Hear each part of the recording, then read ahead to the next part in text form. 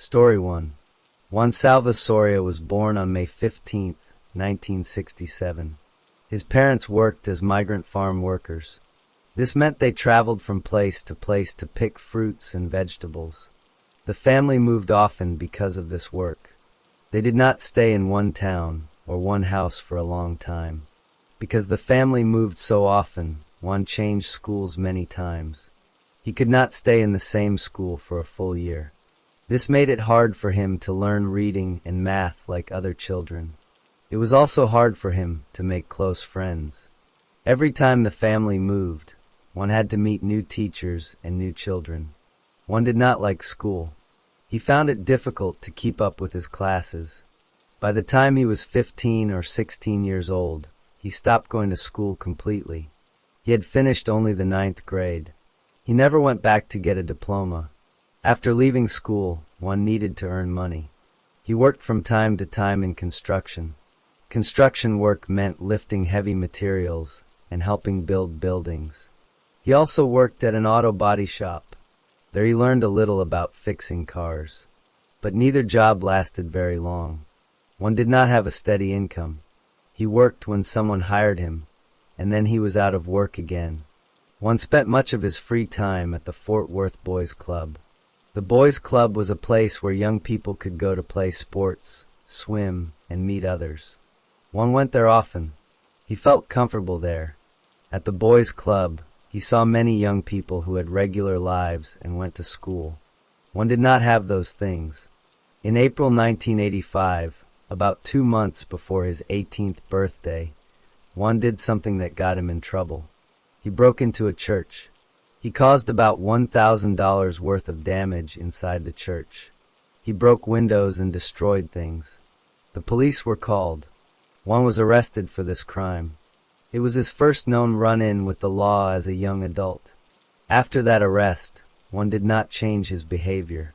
He continued to go to the boys' club. He continued to have no steady job. He was 18 years old, with a 9th grade education, a short work history, and a recent arrest for breaking into a church. He did not own a car. He often asked other people for rides. Juan had a friend named Mike Lagunas. Mike was 1 year older than Juan. The two of them spent time together. They talked about their problems. They both wanted money and a car. They both felt stuck in their lives. At the boys' club, there was a young man named Alan Bolden. Alan was 17 years old. He worked at the boys' club as a lifeguard and a swimming instructor. Alan was a good student and a talented swimmer. He had a car. One knew who Alan was because they were both at the boys' club. Alan did not know one well, but he had seen him around. One began to think about Alan's car. He wanted a car for himself. He did not have the money to buy one. He did not have a legal way to get one. In early June 1985, Juan Soria talked to his friends about his idea. He told them he wanted to take Alan Bolden's car. He said he planned to kill Alan so he could take the car. One friend later said that Juan had talked about this plan several days before it happened. Juan tried to do it one day earlier, but he stopped. He told a friend that he did not know what to do with Alan after taking the car. He also said he did not know where to take him. So he waited for another day. On June 28, 1985, Alan Bolden finished his work at the Fort Worth Boys Club. He was a lifeguard and swimming instructor. He left the building at the end of his shift. Juan Soria and his friend Mike Lagunas were waiting outside. Mike Lagunas was 19 years old at the time. Juan and Mike walked up to Alan. They asked him for a ride. Alan knew Juan from the boys' club. Alan agreed to give them a ride. He did not know what they were planning. He got into the car. Juan and Mike also got into the car. The car belonged to Alan's father, but Alan was driving it that night. Once all three were inside the car, Mike Lagunas pulled out a gun. He pointed the gun at Alan's head. Mike told Alan to drive to a specific place. Alan did what he was told because he was afraid of the gun. He drove the car to an area under a bridge. The area was secluded. There were no other people around. When the car was stopped under the bridge, Mike Lagunas picked up a rock. He hit Alan in the head with the rock. The blow was hard. Alan lost consciousness. He fell down or slumped over. Then Juan Soria took out a knife. He bent down toward Alan. He stabbed Alan twice in the back of the head. He aimed for what he later called the soft spot at the back of the head. The 2 stab wounds were deep. Alan died from these wounds. He was 17 years old. After Alan was dead, Juan and Mike took his car. They drove away from the bridge. They left Alan's body in the wooded area under the bridge. Juan and Mike then went back to the Fort Worth Boys Club. They found 2 of their friends there. One told the friends, "We did it, man, we did it." He described how he had stabbed Alan. He bragged about what he had done. Mike also bragged about hitting Alan with the rock. The group then needed money for gas to drive farther. They robbed an ice cream truck. They took money from the truck driver. With that money, they bought gas for the stolen car. Juan and Mike then picked up a 14-year-old companion. The 3 of them got into Alan's car. They started driving toward Del Rio, Texas. Del Rio is a town near the Mexican border. Juan had lived there before. He planned to sell Alan's car in Del Rio. He thought he could get $5,000 for it. While driving, Juan and Mike talked about what they had done. They showed no regret. They were focused on getting to the border and selling the car. 2 days passed after the murder. Juan, Mike, and the 14-year-old were still driving Alan's car. They had not been stopped by police yet. Alan's body was still under the bridge in Fort Worth. No one had found it. The car was still in their possession. They believed they might get away with the crime. 2 days after the murder, on June 30th, 1985, Juan Soria was driving Alan Bolden's stolen car near Del Rio, Texas. A highway patrolman saw the car speeding. The officer pulled the car over. Inside were Juan Soria, Mike Lagunas, and a 14-year-old companion. One gave the officer a false name and a false address. He lied because he knew the car was stolen and that he had killed someone. The officer checked the car's information. He learned that the car had been reported stolen. The officer then arrested Juan and the others and took them to the county jail. That same day, Mike Lagunas decided to talk to the police. He told them where Alan Bolden's body could be found. On July 1st, 1985, police went to the area under the bridge in Fort Worth. They found Alan's body exactly where Mike had said it would be. The body had been there for 3 days. The next day, July 2nd, 1985, Juan Soria confessed to an Arlington police officer. He admitted that he had killed Alan Bolden. He told the officer how he had stabbed Alan twice in the back of the head. After his confession, police searched the stolen car. They found the knife one had used. The knife was in the seat of the car. Juan Soria was charged with capital murder. The charge was for killing Alan Bolden, while also committing robbery and kidnapping. In June 1986, a jury found Juan guilty of capital murder. At the punishment phase, the jury had to decide if Juan would be a continuing threat to society. The jury said yes and sentenced him to death. Juan's accomplice, Mike Lagunas, pleaded guilty to aggravated kidnapping. He was sentenced to 45 years in prison. The 14-year-old companion was not charged as an adult, and no further public information about that juvenile was released. Juan was sent to the Texas Department of Criminal Justice on July 8, 1986. While waiting for his trial in jail, jailers found a self-portrait he had drawn. The drawing showed Juan holding a bloody knife. Jailers also found a razor blade hidden in his cell. In addition, Juan beat up another inmate with a broom he had hidden under his mattress. While on death row years later, on June 9, 2000, Juan attacked a 78-year-old volunteer prison chaplain named William Paul Westbrook. The chaplain visited Juan in his cell. Juan pulled the chaplain's arm into the cell and slashed it repeatedly with a razor blade. He cut the chaplain's wrist to the bone, severing arteries and tendons. The chaplain needed emergency surgery for his serious and permanent injuries. After this attack, prison officials moved Juan to a psychiatric unit. In the days before his execution, Juan tried to kill himself. Prison officials put him on suicide watch. His family visited him and found that he could barely speak understandable words. His lawyers argued that he was not mentally competent to be executed, but the courts found that he understood he was going to be executed and why. The Texas Board of Pardons and Paroles voted 18-0 against clemency. The U.S. Supreme Court rejected his final appeal. On July 26, 2000, Juan Soria was executed by lethal injection in Huntsville, Texas. He was 33 years old. He was pronounced dead at 6:27 p.m. Alan Bolden's mother, Lori Bolden, said she had forgiven Juan but wanted justice done.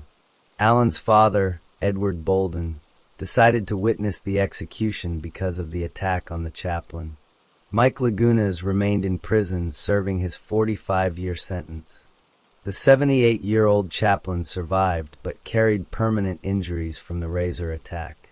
The story of Juan Soria ends with his death by lethal injection, while Alan Bolden remains a remembered young man whose life was taken for a car.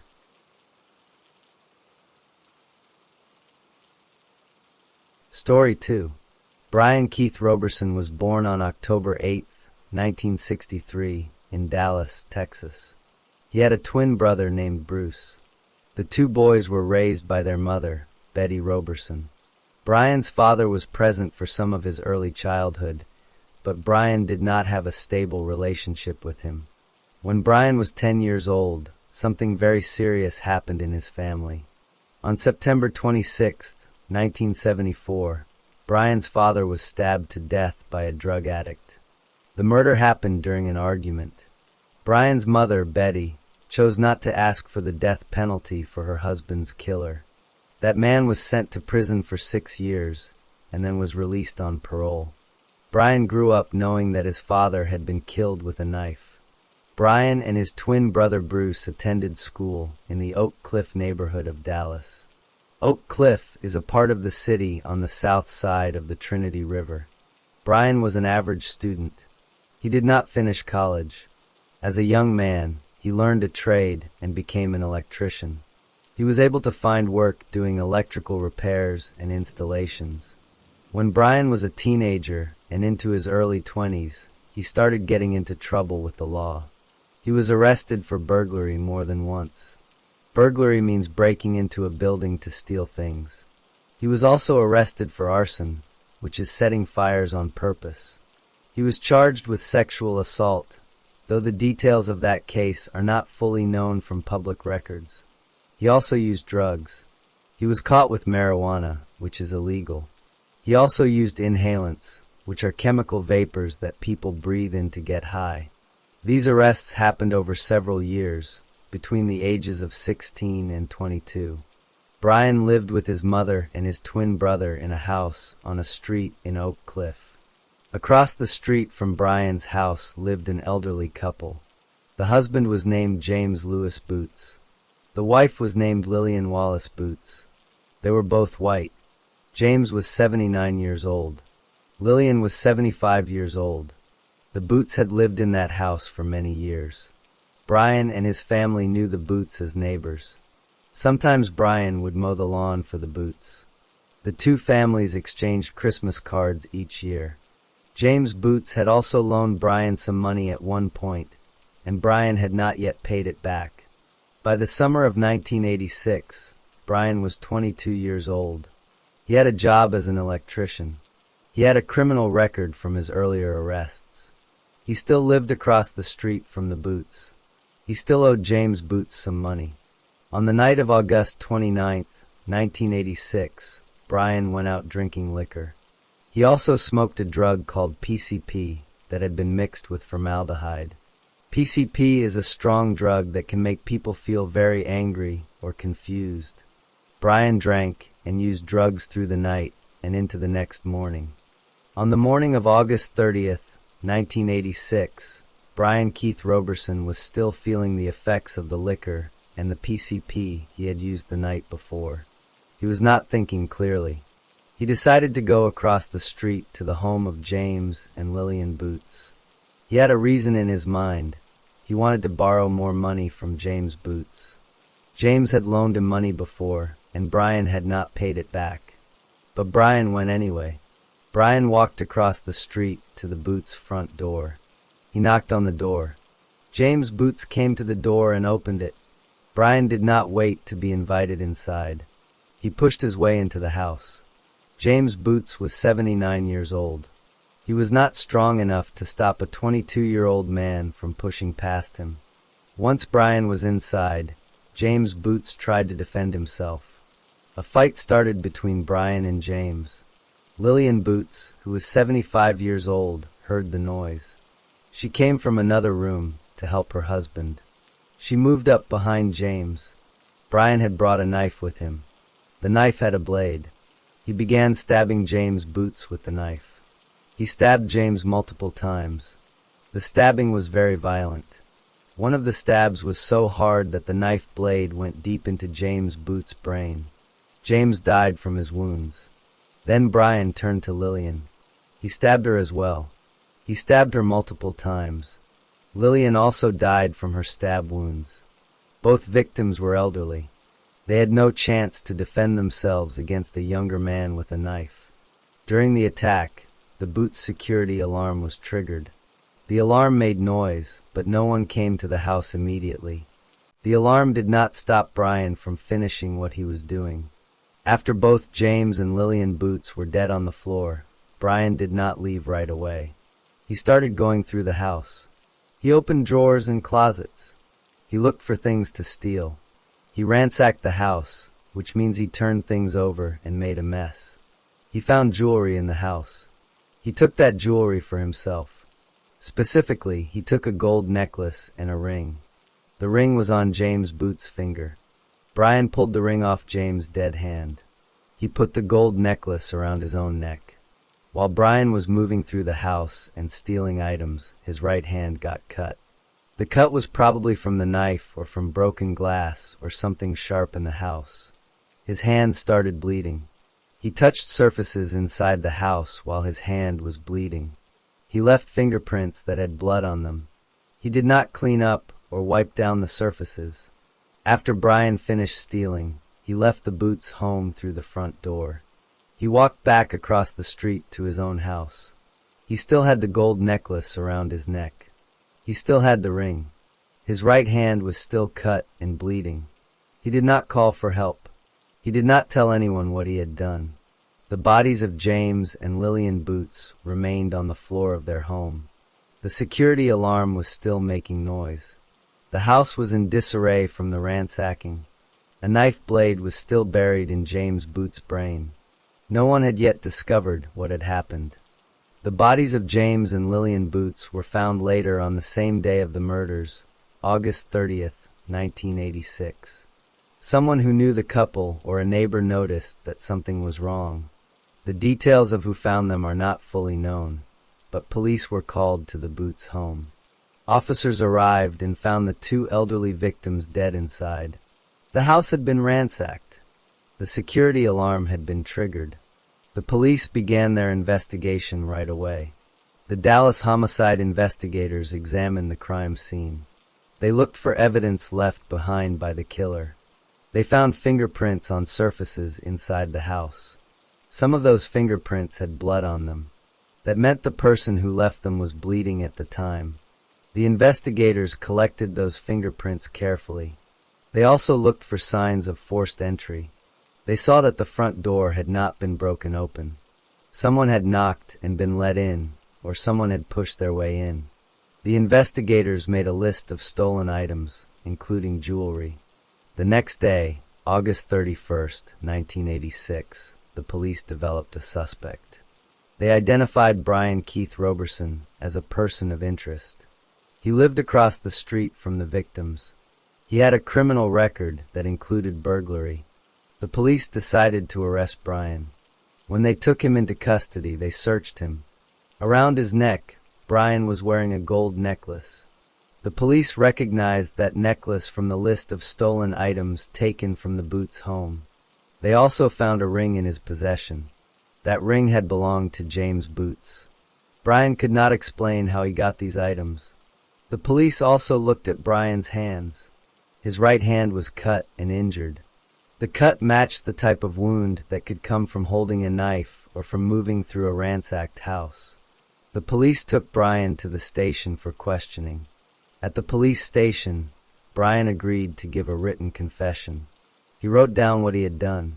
He admitted that he knocked on the Boots' door, pushed his way inside, fought with Mr. Boots, and stabbed both Mr. and Mrs. Boots. He also admitted that he went through the house and took jewelry. He signed the confession. The police also took Brian's fingerprints. They compared those fingerprints to the bloody fingerprints found inside the Boots' home. The prints matched exactly. The evidence was clear. Brian Keith Roberson was the killer. Brian was charged with capital murder. Capital murder is a crime that can result in the death penalty. The case went to trial.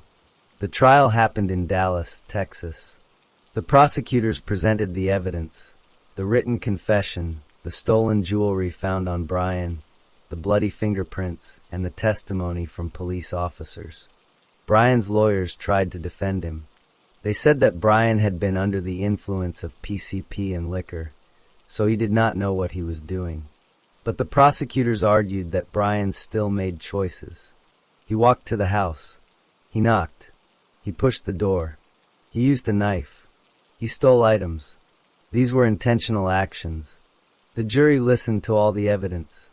They also heard about Brian's past criminal history, including burglaries, arson, sexual assault, and drug use. That information was presented during the punishment phase of the trial. The jury decided that Brian Keith Roberson was guilty of capital murder. Then they decided that he should be sentenced to death. The judge formally sentenced him to death by lethal injection. The date of the sentence was recorded as October 22, 1987, when he was received by the Texas Department of Criminal Justice. After the sentence, Brian spent years appealing his case. He tried to get the conviction overturned. He argued that his trial lawyers were not effective. He argued that the jury was selected in a way that excluded black people. He asked the Texas Court of Criminal Appeals, the Federal District Court, the Fifth Circuit Court of Appeals, and the U.S. Supreme Court to stop his execution. All of these appeals were denied. On August 9, 2000, the Texas Board of Pardons and Paroles voted 18-0 against giving him a pardon or a stay. On the evening of August 9, 2000, Brian Keith Roberson was led into the execution chamber in Huntsville, Texas. He was 36 years old. He was strapped to a table. A needle was placed in his arm. Before the lethal injection was given, he made a final statement. He directed angry words toward the victim's family and toward police officers who had testified against him. He used profanity. He then said goodbye to his own family members, who were watching through a window. At 6:17 p.m., the lethal drugs were injected into his body. He was pronounced dead a few minutes later. The grandson of James and Lillian Boots, named Randy Fleming, watched the execution and said afterward that it brought closure to a grim situation. The victims, James Lewis Boots, 79, and Lillian Wallace Boots, 75, had been kind neighbors who once loaned money to the man who killed them. Their murderer was buried or cremated by the state. The case was closed.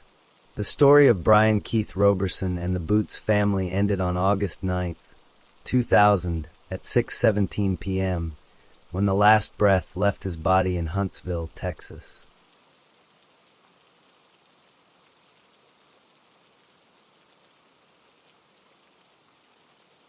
Story 3. David Oliver Cruz was born on May 18, 1967, in Texas. His family lived in or near San Antonio. Not much is known about his parents or whether he had brothers and sisters. But from a young age, David had trouble learning like other children. His mind worked slower than average. This made school very hard for him. When David was 13 years old, he started using drugs. He began with alcohol and then moved to stronger drugs like LSD. He drank alcohol heavily. He also smoked marijuana. The drug use started because he wanted to fit in with older kids in his neighborhood. One of his friends gave him beer at a small party. David liked how the beer made him feel less nervous, so he kept drinking. Soon he tried LSD, which is a drug that changes how a person sees and thinks about the world. Because David used drugs so young, he did not pay attention in school. His grades were very low.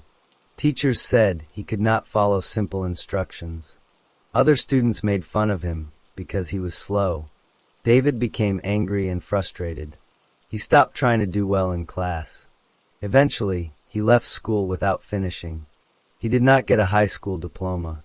Without a diploma, David could not get a good job. He worked small jobs for short periods. He did not keep any job for long because he would show up late or not show up at all. Sometimes he was high on drugs while working. His bosses fired him quickly. So David had little money. He lived with his family or with friends. David had a few friends. One of his closest friends was a young man named Jerry Darren Kemplin. Jerry was about the same age as David. They met through other people who used drugs. David and Jerry would drink alcohol together. They would also take LSD together. They spent many nights driving around San Antonio in a car, looking for something to do. They did not have girlfriends or steady jobs. Their lives revolved around getting high and passing the time. David had a violent temper. This was noticed by people who knew him. When he got angry, he would lash out without thinking. One time, before the events that would later change his life, David shot another man with a shotgun. The man did not die, but he was hurt. David did not go to prison for this shooting. The reason is not fully known, but the shooting showed that David was willing to use a weapon against another person. Another time, police officers tried to arrest David for some traffic warrants. A traffic warrant means David had broken traffic laws and did not pay the fines or go to court. When the officers found him, David did not go quietly. He fought back. He kicked one officer in the chest. Then he kicked the same officer in the groin and in the face. While he was kicking, David shouted that he would kill the officers. It took several officers to control him. After this incident, David was sentenced to 5 days in jail. That was just 10 days before the summer of 1988. While in jail on other occasions, David also fought with other inmates. He hit one inmate so hard that the man fell to the ground. Another time, David got into a fight that he later said started because of race. He did not like people of other races.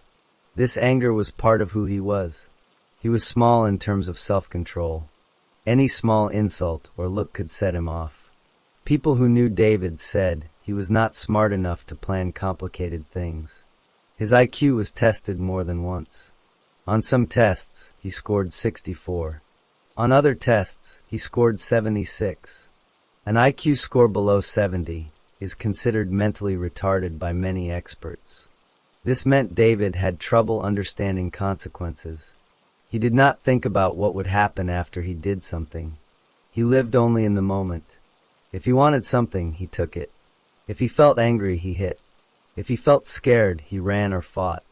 By August 1988, David was 21 years old. He had no job. He had no home of his own. He had a friend named Jerry Kemplin, who was also 21. They spent their nights driving around, drinking, and taking LSD. On the night of August 7th, 1988, David and Jerry went to a party where they drank a lot of alcohol. They drank several bottles of liquor between them. They also took LSD. Their minds were not clear. They were drunk and high. After the party ended, they got into their car to drive home. It was late at night.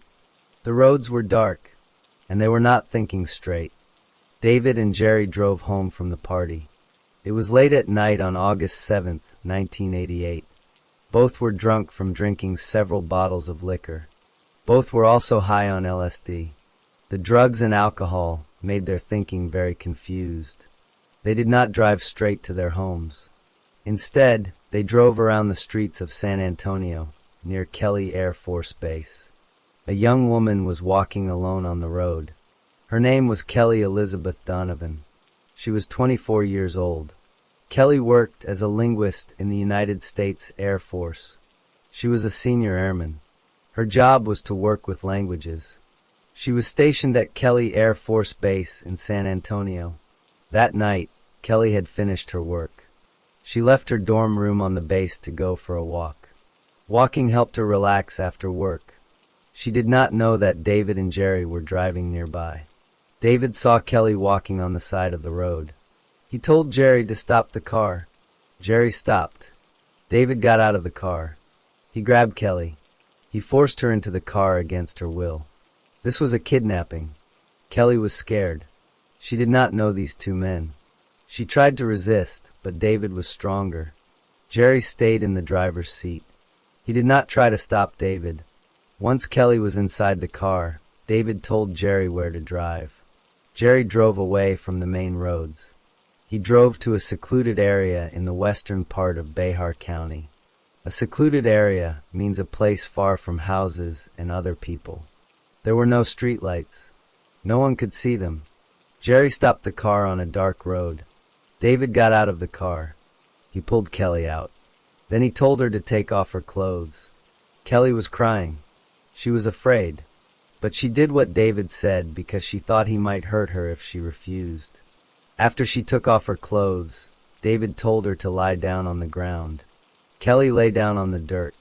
Then David raped her. This was sexual assault. He forced her to have sex against her will. While David was raping Kelly, Jerry stayed inside the car. Jerry did not get out. He turned on the car radio and listened to music. He also smoked a cigarette. Jerry could hear what was happening outside, but he did nothing to help Kelly. He did not call for help. He did not try to stop David. After about 10 minutes, David told Kelly to stand up. He told her to walk to the back of the car. She walked around to the trunk area. There, David raped her a second time. Kelly was still crying. She was in pain and very frightened. After the second rape, David looked at Jerry. He asked Jerry if he wanted to rape Kelly too. Jerry said no. Jerry refused. He stayed in the car and kept smoking. Kelly was still lying on the ground. She was crying loudly. David looked down at her. Then he looked at Jerry. David said these words, "That's all I need to do is go to jail for rape." David meant that if Kelly lived, she would tell the police what happened. She would identify him. He would go to prison for rape. David did not want to go to jail, so he decided to make sure Kelly could not identify him. David walked to the car. He opened the car door or the trunk. He took out a knife. The knife had a blade. It was sharp enough to kill. David walked back to where Kelly was lying on the ground. Kelly saw the knife. She tried to protect herself, but David was faster. He stabbed her with the knife. He did not stab her just once. He stabbed her many times. The exact number was 20 times. He stabbed her in the chest and other parts of her body. Kelly died from her wounds. She bled out on the ground. After Kelly stopped moving, David and Jerry got back into the car. They left Kelly's body lying on the side of the road. They drove away. They did not call for help. They did not tell anyone what they had done that night. They went home as if nothing had happened. But David did not keep quiet for long. In the days after the murder, he told people what he had done. He returned the bloody knife to a friend. When he gave the knife back, he told his friend that he had just raped and killed Kelly Donovan. Another friend saw a newspaper article about the murder. That friend showed the article to David and asked him about it. David again said that he was the one who killed Kelly Donovan. He admitted to killing her at least 3 different times to different people. David also told people that he had killed at least 3 other people. He said this after Kelly's murder, but no details about those other killings were confirmed at that time. The police would later look into these claims. Meanwhile, Jerry Kemplin also knew what happened. He was there the whole time. He saw David rape Kelly. He saw David stab her 20 times. He did nothing to stop it. He drove the car to the secluded area. He drove the car away after she was dead.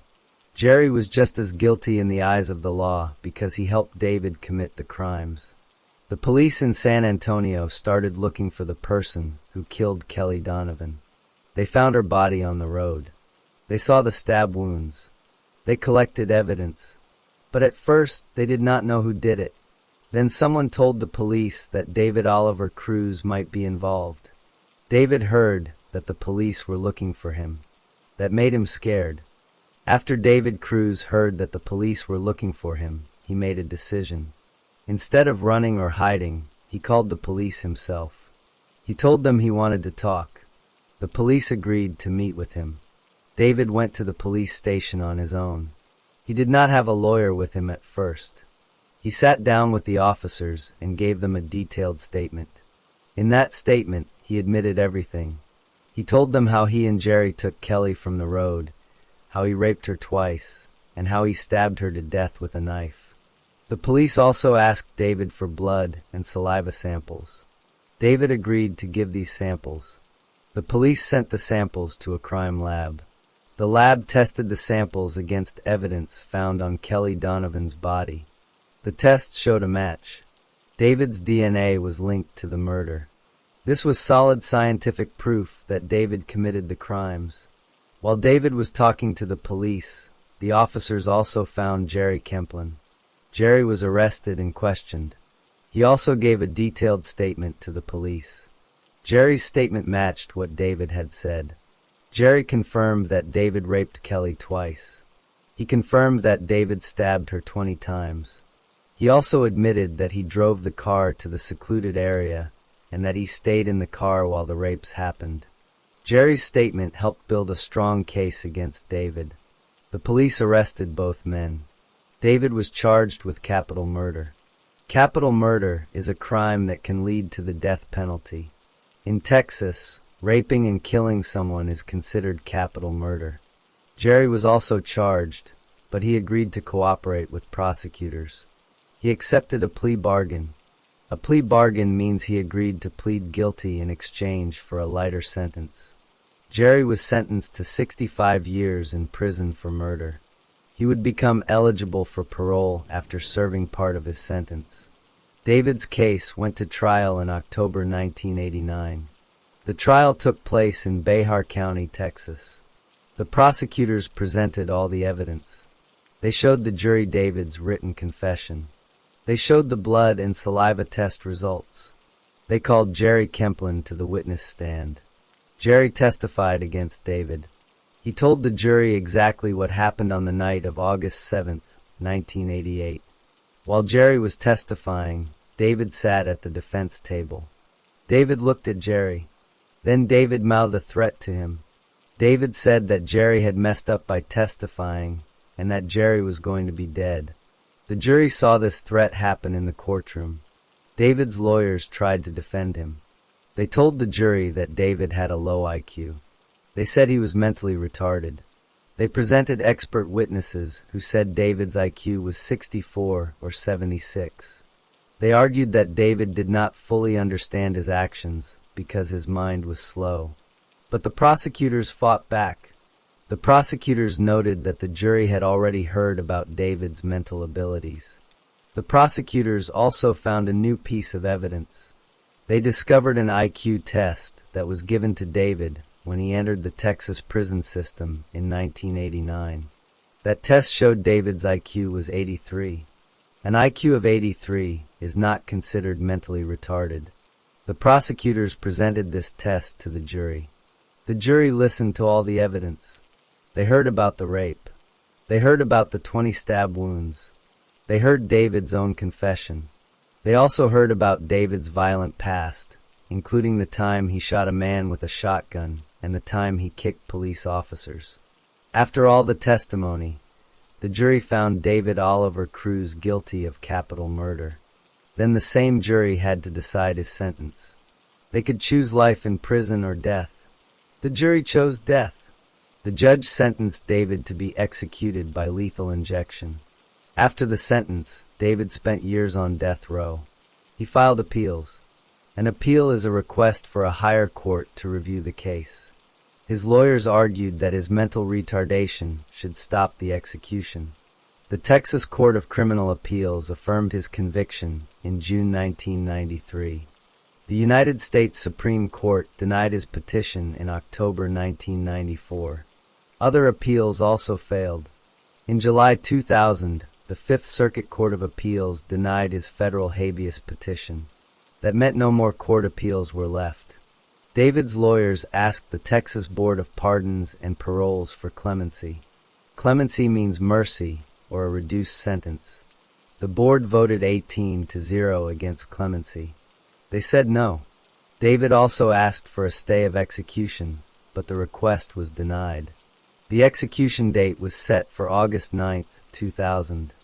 On that day, David was taken to the execution chamber in Huntsville, Texas. He was placed on a gurney. A needle was put into his arm. He was given a chance to make a final statement. David was sobbing and crying. He said he was sorry to the family of Kelly Elizabeth Donovan. He asked them to forgive him. He said he was sorry for hurting his family and his friends. Then he said, "Take me home, Jesus, I'm ready." The lethal drugs began to flow into his arm. A tear came from his right eye and ran down his face.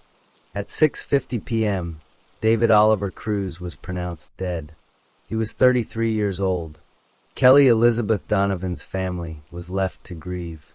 She was only 24 years old when she was taken. She had served her country in the Air Force as a linguist. Her life ended on a dark road because two drunk and high young men decided to kidnap her.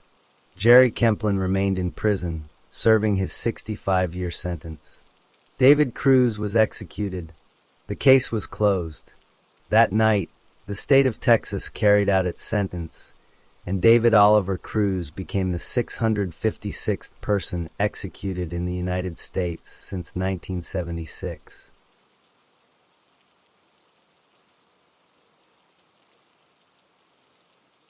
Story 4. George Kent Wallace was born on February 13, 1941. He was a white male. The exact place of his birth is not widely recorded. Very little is known to the public about his parents or his early childhood. He grew up like many other boys of his time, but few details about his home life have ever been made public. As a young man, Wallace went to work as a truck driver. He drove trucks for many years. This job required him to travel across different states.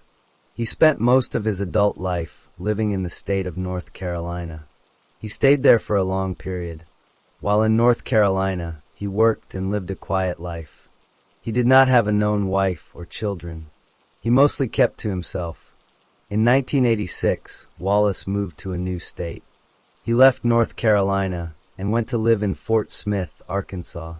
Fort Smith is a city located right along the border between Arkansas and Oklahoma. He continued to work as a truck driver after moving to Arkansas. He lived in Fort Smith for several years. He did not have any major trouble with the police during this time.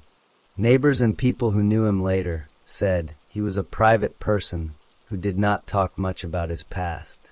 He lived alone and went to work each day. He did not seem to have many friends or close relationships.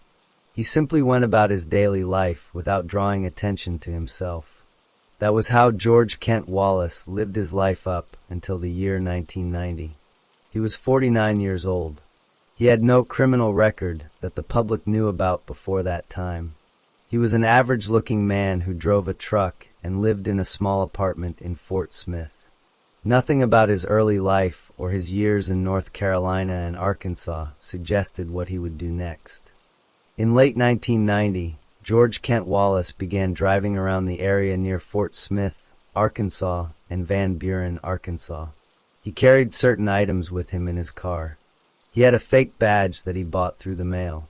He also had handcuffs and leg irons, which are metal restraints used to lock a person's hands and feet. He carried a wooden paddle. He also carried a handgun, specifically a .22 caliber pistol. Wallace used a simple method. He would look for young teenage boys or young men who were alone. He would approach them and show his fake badge. He would tell them that he was a police officer. Then he would say they were wanted for questioning about a crime. The victims believed him because he looked like an ordinary man and he had a badge. The first known murder happened on February 17, 1987. William Von Eric Domer was 15 years old. He lived in Fort Smith, Arkansas. On that day, Eric left his home. Wallace picked him up after pretending to be a police officer. Wallace drove Eric to a rural area near Pensacola, Oklahoma. That was just across the state line from Arkansas. Wallace took Eric to a pond. He beat Eric with a wooden paddle. Then he shot Eric in the back of the head with the .22 caliber pistol. Eric died immediately. Wallace then put Eric's body into the pond. The body stayed there for several days. On February 23, 1987, someone found Eric's body in the pond. The police were called. They did not know who had killed Eric. The case went unsolved for years. The second murder happened almost 4 years later. On November 11, 1990, Mark Anthony McLaughlin was 14 years old. He lived in Van Buren, Arkansas. On that day, Mark was seen at a convenience store in Van Buren. He was alone. Wallace approached him there. Wallace showed his fake badge and said he was a police officer. He told Mark he was being arrested. Mark believed him. Wallace put handcuffs on Mark. He drove Mark across the state line into Oklahoma, to the same pond near Pensacola where Eric's body had been found. Wallace beat Mark with the wooden paddle. Then he shot Mark in the back of the head with the same .22 caliber pistol. Mark died right away. Wallace put Mark's body into the pond. The next day, November 12, 1990, someone found Mark's body in the pond. The police were called again. They still did not know who the killer was. Between these two murders, Wallace also abducted other teenage boys. He would pick them up by pretending to be a police officer. He would put handcuffs and leg irons on them. He would drive them to remote places near ponds. He would beat them with a paddle. But for some reason, he let them go. One of these victims was James Branson, age 18. Wallace picked him up. He drove him to a pond in LaFleur County, Oklahoma. He shackled and handcuffed James. But James kicked and screamed so much that Wallace let him go free. Another victim was Isidro Hernandez, age 19. Wallace also tried to pick him up by pretending to be a police officer. But Isidro talked his way out of it. He did not get into the car. On December 9, 1990, Wallace committed his last attempted murder. That day, Ross Allen Ferguson was 18 years old. Ross worked at a grocery store in Van Buren, Arkansas. After work, Ross went to the store's parking lot. Wallace drove up to him. Wallace showed his fake badge. He told Ross he was a police officer and that Ross was wanted for a nearby robbery. Ross believed him. Wallace put handcuffs on Ross's wrists and leg irons on his ankles. Then Wallace drove Ross to a pond east of Greenwood, Arkansas, which is a different pond not in Oklahoma. When they arrived at the pond, Wallace stopped the car. He got into the back seat where Ross was sitting. Wallace began beating Ross with his hands. Then Wallace got out of the car and pulled Ross out. He walked Ross toward the pond. On the way, Wallace took out a knife. He stabbed Ross 5 times in the back and once in the arm. Ross fell to the ground. He was bleeding heavily. He decided to pretend he was dead. He closed his eyes and did not move. Wallace believed Ross was dead. He dragged Ross's body over the rocks toward the water's edge. Wallace then removed the handcuffs and leg irons. He was about to push the body into the pond. At that moment, Ross jumped up. He pushed Wallace hard. Wallace fell to the ground. Ross ran as fast as he could toward Wallace's car. He fell down many times because he was wounded. But he kept getting up. He reached the car. He saw that the keys were still in the ignition. He got inside, locked the doors, and started the engine. Wallace stood outside the car, panting and shocked. Ross drove away. He went to a nearby house. The people there called for help. Ross was taken to a hospital. He survived his wounds. That night, police in Arkansas began searching for the man who had attacked Ross. They did not yet know about the two boys in the Oklahoma pond, but they had a description from Ross. They found a man walking in a ditch along the highway near the pond. That man was George Kent Wallace. The police took him in for questioning. Ross later identified Wallace in a lineup. After Ross Ferguson identified George Kent Wallace in a police lineup, the Arkansas police arrested Wallace. That arrest happened in December 1990. At first, Wallace was charged only with the abduction and attempted murder of Ross. But the police in Oklahoma heard about the arrest. They remembered the two teenage boys found dead in the pond near Pensacola, Oklahoma, in 1987 and 1990. They decided to question Wallace about those deaths. Oklahoma investigators went to talk to Wallace. They asked him about Eric Domer and Mark McLaughlin. Wallace agreed to speak with them. He told them that he had killed both boys. He described exactly how he did it. He said he used the same fake badge, the same handcuffs and leg irons, the same paddle, and the same .22 caliber pistol. He told the police where they could find the gun. He led them to a pasture near Seminole, Oklahoma. The police searched for 3 hours. They found the .22 caliber pistol hidden in that pasture. Forensic testing later confirmed that this was the same gun used to shoot both Eric and Mark in the back of the head.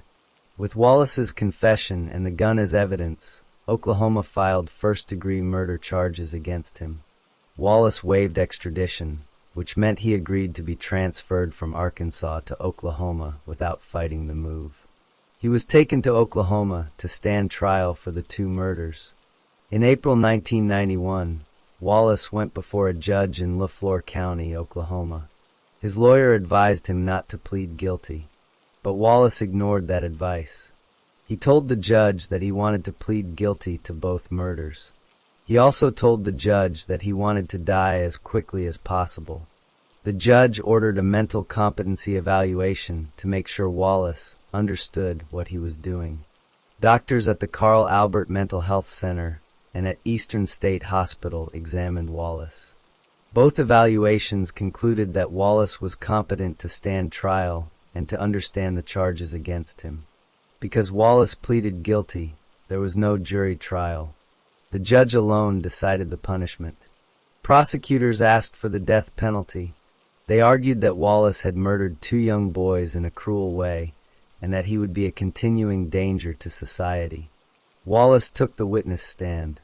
He told the judge again that he wanted to die. The judge agreed with the prosecutors.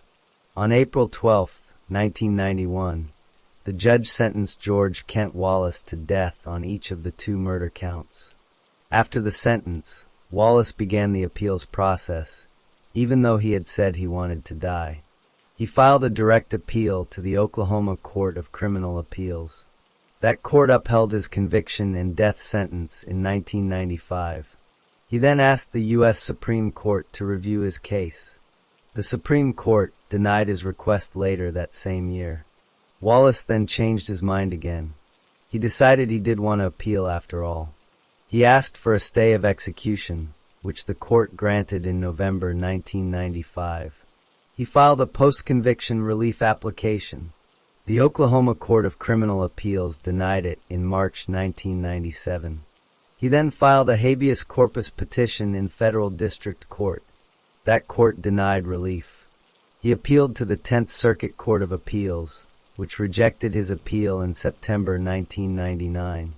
During the time he was in prison, Wallace confessed to 2 more murders. These happened in North Carolina before he moved to Arkansas. In 1976, he killed Jeffrey Lee Foster. In 1982, he killed Thomas Stewart Reed. He told these facts to a sheriff from Forsyth County, North Carolina, in 1996. He was not charged for those murders because the statute of limitations or other legal reasons prevented prosecution, but the confessions became part of his public record. Wallace was given the chance to ask the Oklahoma Pardon and Parole Board for clemency. That would have been a request to change his death sentence to life in prison. He refused to ask. He waived his right to a clemency hearing. On June 9, 2000, the Oklahoma Court of Criminal Appeals set his execution date for August 10, 2000. On August 10, 2000, George Kent Wallace was taken to the Oklahoma State Penitentiary in McAlester, Oklahoma. He was 59 years old. He was strapped to a table. A microphone was placed near him. He was asked if he had any last words. He did not speak. He only mouthed the words, "I love you," to one person in the witness room. Then the lethal injection was given. He was pronounced dead at 9:27 p.m. 9 family members of Eric Domer and Mark McLaughlin watched the execution.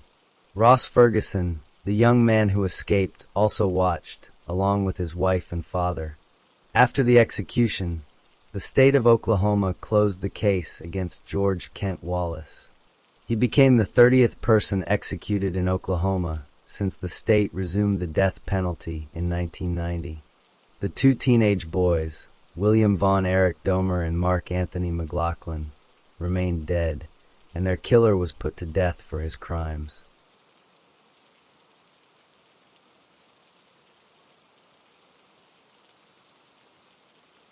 Story 5. John Thomas Satterwhite was born on December 29, 1946, in the state of Texas. He was a black male. His mother raised him. John never knew his father well, and his father was not present for most of his childhood. When John was still young, his mother married another man. This man became John's stepfather. John lived with his mother and stepfather in and around San Antonio, Texas. John did not like school. He found the classes hard and did not feel connected to the other students. He dropped out of school after finishing the 9th grade. He never earned a high school diploma. Because he had little education, John had trouble finding good jobs. He learned to work with his hands and became a mechanic. For much of his adult life, he fixed cars for money. This work was not steady, and he often did not earn enough to live comfortably. As a young man, John began to break the law. He was arrested multiple times. His first serious conviction was for burglary. Then, in 1970, he was convicted of robbery with a firearm. A judge gave him 10 years of probation for that crime. But John did not follow the rules of his probation. In 1974, his parole was revoked. He was sent to prison for a robbery conviction and served 3 years of a 6-year sentence. By the time he was in his late 20s, John had been arrested at least 8 times. John had a violent temper. People who knew him said he could become angry very quickly. One example happened in June 1978, about 9 months before the main of this story. John came to his stepfather's house. His stepfather locked him out of the house because of an argument. John did not walk away. Instead, he took out a gun and fired 2 shots through the wooden door. Both bullets hit his stepfather in the chest. The stepfather was seriously wounded, but did not die. John was not arrested for the shooting at that time. John also had trouble controlling himself when he was angry at authority figures. On one occasion while he was in jail, he started a fire inside his own cell. A prison guard came to the cell and told John to put out the fire. Instead of obeying, John threw hot water on the guard. The hot water gave the guard second-degree burns on his face, neck, and chest. By early 1979, John Thomas Satterwhite was 32 years old. He had a criminal record, a violent temper, and a job as a mechanic that did not pay well. He had shot his own stepfather and had hurt a prison guard. He had been arrested many times but had not yet been convicted of murder. He continued to live in the San Antonio area. He still had his mother in his life, and he owned a gun that had originally been sold to his mother. The gun was kept in his car. On the morning of March 12, 1979, John Thomas Satterwhite was with a woman named Sharon Bell. Sharon Bell was 23 years old. They were both in San Antonio, Texas. That day, they decided to go to a convenience store. The store was called the Lone Star Ice and Food Store. They did not go there just to buy things. They went there to take money. Before they went into the store, John had a gun. The gun was a handgun. It had belonged to his mother. She had sold it to him or given it to him. John put the gun in his pocket or waistband so people could not see it. Sharon Bell did not carry a weapon. She went with him as a partner in the plan. They walked into the store together. At the counter stood the store clerk. Her name was Mary Frances Davis. She was 54 years old. She was a white female. She was working alone that morning. No other employees were in the store. The store was not very busy at that hour.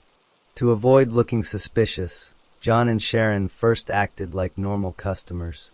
They picked up a pack of cigarettes and a soft drink. They brought these items to the counter.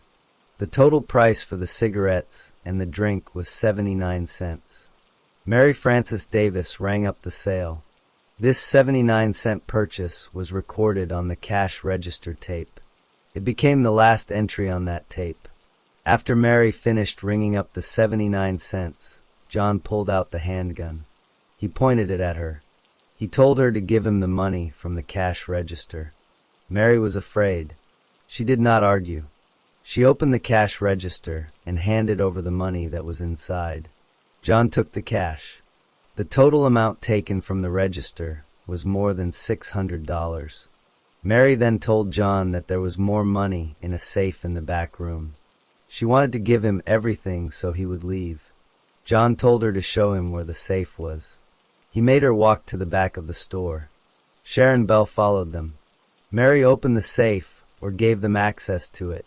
John took the money from the safe as well. At this point, the robbery was over. John had the money. Sharon was ready to leave. Sharon began to walk toward the front door of the store.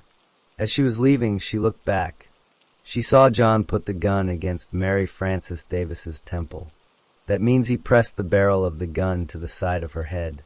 Sharon heard Mary speak. Mary asked John not to shoot her. She begged for her life. John did not listen. He pulled the trigger. He shot Mary once in the temple. Then he shot her a second time. The second bullet went into the other side of her head. Mary fell. She was still alive but badly hurt. John and Sharon ran out of the store. They got into John's car and drove away. As they drove, Sharon asked John why he had shot the clerk. John gave her a simple answer. He said he did not want to leave any witnesses. He believed that if Mary was dead, she could not tell the police what he looked like. That was his reason. He did not care that she had already given him all the money. Later that day, someone found Mary Frances Davis in the store bathroom. She had made it to a bathroom stall. She was leaning against the wall inside the stall. She had gunshot wounds on both temples. She was dead. More than $600 was missing from the cash register. The cash register tape showed the last sale was 79 cents. A set of keys, a purse, and a roll of pennies were found on the floor behind the cash register. The cigarettes and the open soda container were still on the counter. The next day, March 13th, 1979, John was driving his car. Sharon Bell was sitting in the passenger seat. A police officer stopped John for speeding. During the stop, the officer searched the car. The officer found a handgun in the glove box. That handgun was the same gun John had used to shoot Mary Frances Davis. When the officer asked about the gun, Sharon Bell spoke up. She said the gun belonged to her. She was arrested for unlawfully carrying a weapon. John was not arrested for the murder at that time. He was let go after the traffic stop. A few days later, Sharon Bell was arrested again for a different reason. While she was in police custody, officers sat down with her for an interview.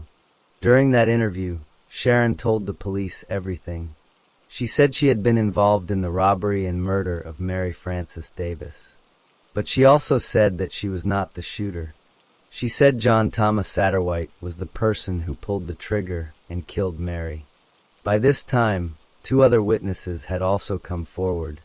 These witnesses had been in or near the convenience store on the morning of March 12, 1979. They both identified John as the man they saw in the store that day. One of the witnesses also identified Sharon Bell as the woman who was with him. That same witness remembered seeing John and Sharon make the 79-cent purchase of cigarettes and a soft drink.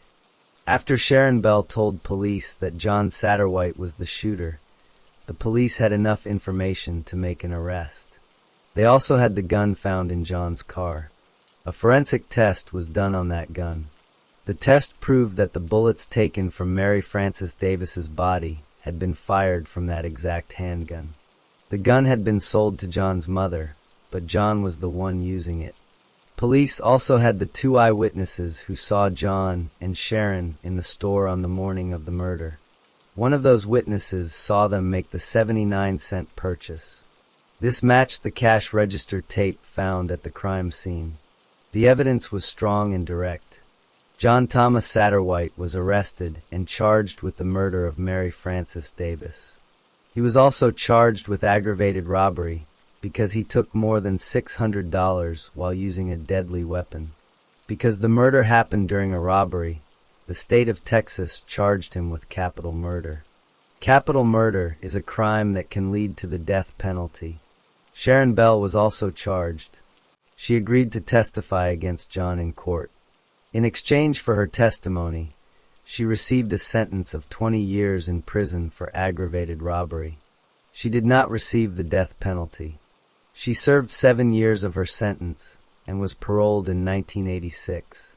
By March 1999, she had completed her entire sentence and was discharged. John's first trial took place in Behar County, Texas. The jury heard Sharon Bell's testimony. They heard the eyewitnesses. They were shown the gun and the ballistics evidence.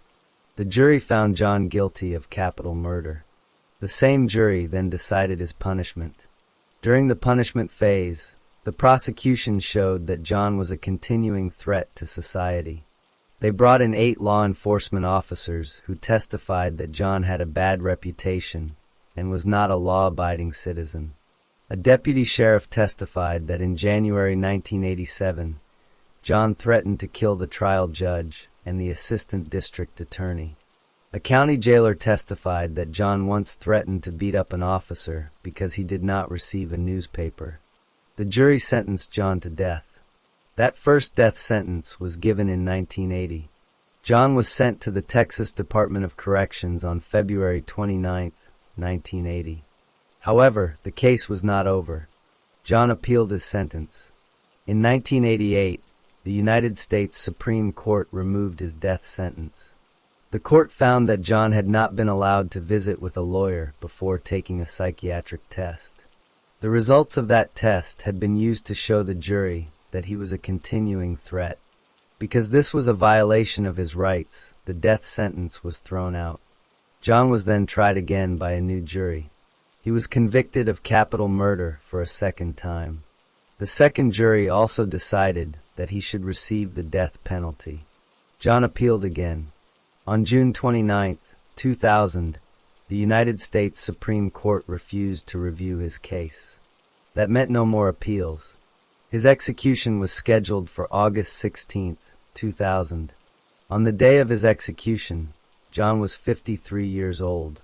He had spent more than 20 years on death row. Before he was put to death, prison officials allowed him to make phone calls. John did something unusual. He called a reporter from the Associated Press. During that phone call, he said he had remorse. He said he was really sorry about what happened to Mary Frances Davis's family. He said he hoped his remorse would do them good, but he knew it would not help them. He also said he was at peace. A short time later, John was taken to the death chamber in Huntsville, Texas. He declined to make a final statement. He was strapped to a gurney. Lethal injection drugs were put into veins in his hands. He closed his eyes, took a deep breath, sputtered twice, and gasped twice. He was pronounced dead at 6:29 p.m. on August 16, 2000. No one from Mary Frances Davis's family came to watch the execution. She was 54 years old when she was killed. She had been a store clerk who was simply doing her job when 2 people came in to rob her. She cooperated fully. She gave them the money. She even showed them the safe. But she was shot twice in the head because John did not want a witness left behind. After her death, her family had to wait more than 21 years to see justice fully carried out. John Thomas Satterwhite was the 29th person executed in Texas in the year 2000. His body was taken from the death house, and the case of Mary Frances Davis was finally closed.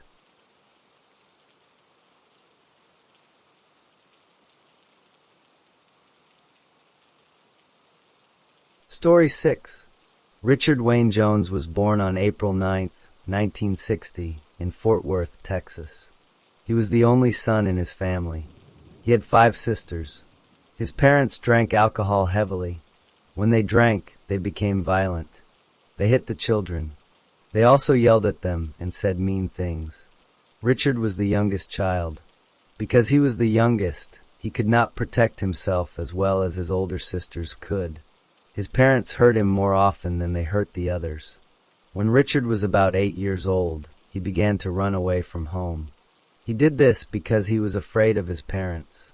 He did not feel safe in his own house. He wanted to get away from the hitting and the yelling. Running away became a habit for him. He did it many times. Around the age of 10 or 11, Richard started stealing things. He did not steal because he was bad. He stole because he wanted attention. He wanted someone to notice him. He wanted someone to care about him. His parents did not give him love or attention, so he acted out in ways that made people look at him. In 1971, when Richard was 11 years old, the state sent him to a place called the Berrien Boys Ranch. This was a home for boys who had problems at home or with the law. He stayed there for 3 years. During those 3 years, his parents almost never came to visit him. The people who worked at the ranch said Richard was a good boy. They said he worked hard. They said he never caused trouble. They also said he just wanted to feel wanted and loved. He did not get that from his parents. On May 31st, 1974, Richard was sent back home to live with his parents again. But the same problems were still there. His parents still drank. They were still violent. By late August of 1974, his parents brought him back to the Berrien Boys Ranch. They left him there willingly. They did not want him at home anymore. On July 15, 1975, Richard committed a theft. Because of that theft, he was sent to the Gatesville Youth Facility. This was a place for young offenders, but it was a very bad place. People said it was brutal and inhuman. The workers there were cruel. Richard suffered there. He became so sad and hopeless that he tried to kill himself 2 times while he was at Gatesville. He cried out for help. He asked people to help him, but no one listened. No one came to help him. As a young adult, Richard was sent to prison 2 more times. He was convicted of theft again. He also served time for aggravated robbery with a deadly weapon. In September 1983, he received a 7-year sentence for that robbery. But Texas had a problem at that time. The prisons were too full. A federal judge ordered the state to release some prisoners early to make room. Because of this, Richard was paroled in October 1985. He had served only part of his sentence. When he got out of prison, Richard tried to settle down. He found a job. He tried to live a normal life. He had a girlfriend named Yelena Kamalander. She was 18 years old. She was pregnant with his child. Richard was 25 years old. He had been out of prison for less than 5 months. He was trying to stay out of trouble. He was trying to be a regular person. He did not want to go back to prison. On February 19, 1986, a woman named Tammy Livingston went to a store called Michael's in Hurst, Texas. She was 27 years old. She was married. She was just doing regular shopping that evening. She did not know that someone was watching her. Around 7:30 p.m., Tammy finished shopping and walked to her car in the parking lot. She got inside her car and started the engine. She began to back out of her parking space. A man had been waiting in the parking lot. He saw Tammy get into her car. He ran to the back of her car while she was backing up. He opened the car door. Then he forced himself into the driver's seat with her. He took control of the car and drove away with Tammy inside. This was a kidnapping. Tammy could not escape. The man drove the car to a different location. Later that evening, between 9:20 p.m. and 9:45 p.m., a person who lived in Fort Worth heard screams. The screams were coming from a vacant property. That property was empty. No one lived there. The person heard the screams, but did not know yet what was happening. At about 11:20 p.m., the Fort Worth Fire Department got a call about a grass fire. Firefighters went to the same area where the screams had been heard. When they arrived, they found a field on fire. The grass was burning. When they put out the fire, they found a body. It was the body of Tammy Livingston. Her remains were burned and damaged by the fire. The medical examiner looked at Tammy's body. She had been stabbed 17 times. Most of the stab wounds were in her face and her neck. One of the wounds cut her carotid artery. That is a major blood vessel in the neck. She would have bled very quickly from that wound. The stabbing happened before the fire was set. The killer set the grass on fire after she was already dead. Now the story moves to the next day, February 20th, 1986. The man who had taken Tammy still had her belongings. He had her credit cards. He had her checks. He also had her engagement ring and her wedding band. The wedding band had an inscription inside it. He did not keep these things for himself. He gave them to his girlfriend, Yelena Kamalander. That night, the man went to a store and bought a pair of boots. He paid for the boots using a credit card that had Tammy Livingston's name on it. He did not care that the card did not belong to him. He used it as if it were his own. Later that same night, the man and Yelena Kamalander went to a Safeway grocery store in Fort Worth. They tried to buy groceries. They tried to pay using a check from the bank account of Tammy and Russell Livingston. Russell was Tammy's husband. The check did not belong to them. They were trying to pass a stolen check. The store employee saw the check. The employee noticed that the name on the check did not match the people trying to use it. The employee called the police or took action. Yelena Kamalander was arrested right there at the store for trying to pass someone else's check. The man was not arrested at that moment. He might have left or avoided being caught. The next morning, on February 21st, 1986, police found Tammy Livingston's car. It was in a parking lot in Fort Worth. Someone had left it there. The police searched the car carefully. They found a left thumb print on the inside of the front window on the driver's side. That thumb print belonged to the man. Also on February 21st, Yelena Kamalander took the police to an apartment. She showed them where the man had been staying. Inside that apartment, police found several of Tammy Livingston's belongings. They found her engagement ring. They also found her wedding band with the inscription. These were important items that proved the man had taken them from Tammy. The man did not know yet that police were closing in on him. He had been out of prison for only about 4.5 months at the time of the murder. He had committed a violent crime very soon after being released. After Yelena Kamalander was arrested at the grocery store, she spoke to the police. She told them that her boyfriend, Richard Wayne Jones, had given her the checks. She also showed them where Jones had been staying.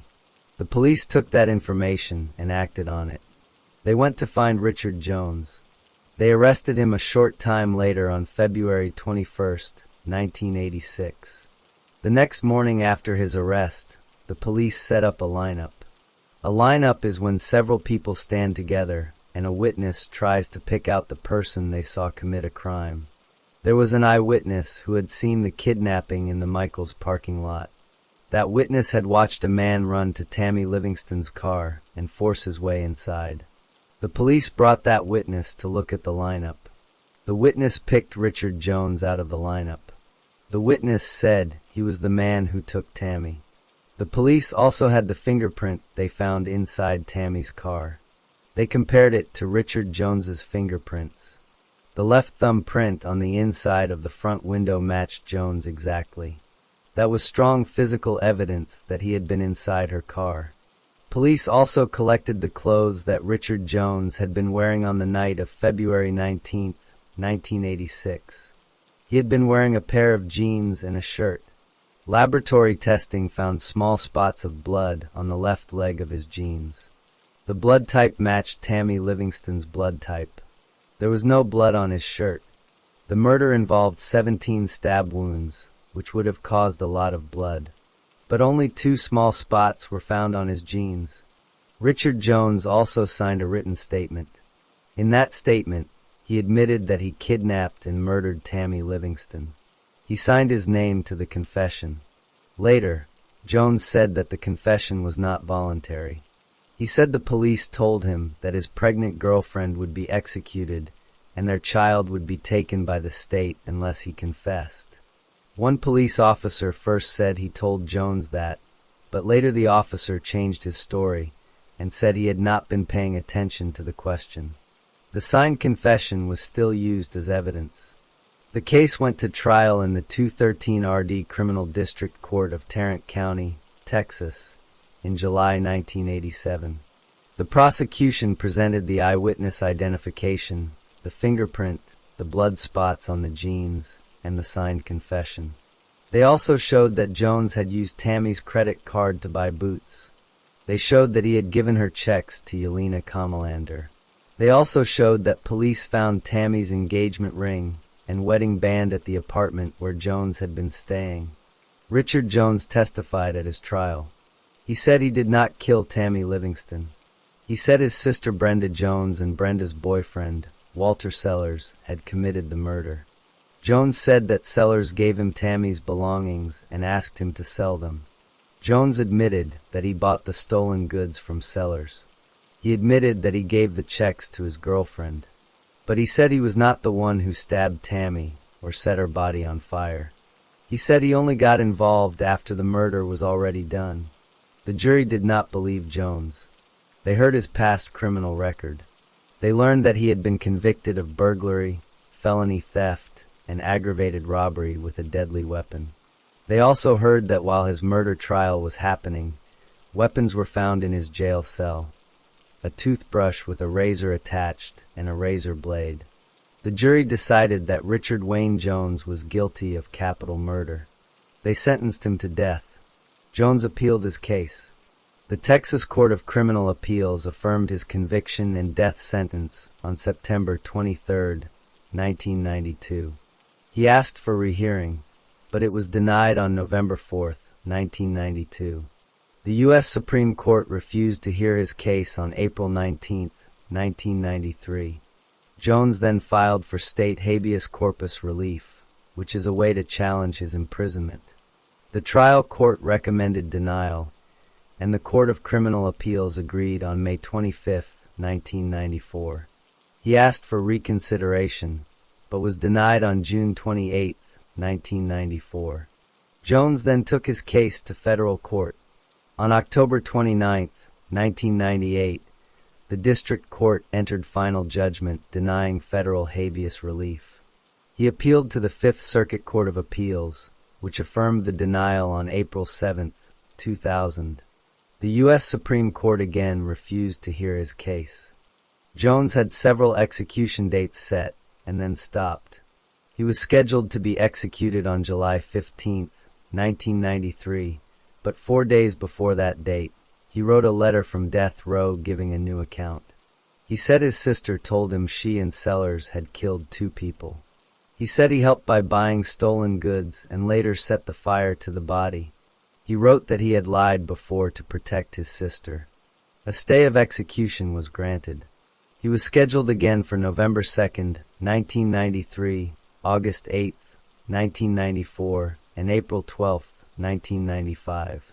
Each time, court stopped the execution, but on August 22, 2000, no more stays came. On the day of his execution, Jones asked for DNA testing on crime scene evidence. A state district judge refused to stop the execution for testing. The Texas Board of Pardons and Paroles denied his request for a stay. The Texas Court of Criminal Appeals and the U.S. Supreme Court rejected his final appeals that same day. Richard Wayne Jones was executed by lethal injection on August 22, 2000, in Huntsville, Texas. His last words were, "I want the victim's family to know that I didn't commit this crime. I didn't kill your loved one. Sharon Wilson, y'all convicted an innocent man, and you know it. There are some lawyers hired that is gonna prove that, and I hope you can live with it. To my family and loved ones, I love you. Thank you for supporting me. Y'all stay strong. Warden, bring it on." He was pronounced dead at 6:19 p.m. After the execution, no DNA tests were done that proved his innocence. Walter Sellers, the man Jones said was the real killer, was never charged with Tammy Livingston's murder. He was in and out of prison for theft, fraud, and drug charges. Brenda Jones, Richard's sister, refused to comment on whether she had knowledge that could have saved her brother's life. Yelena Kamalander was convicted of forgery and perjury in 1987 and received 8 years of probation. Tammy Livingston's family was left without full closure, and Richard Wayne Jones was buried, having maintained his innocence until the moment he died. The case of Richard Wayne Jones ended on August 22, 2000, with his execution in Texas.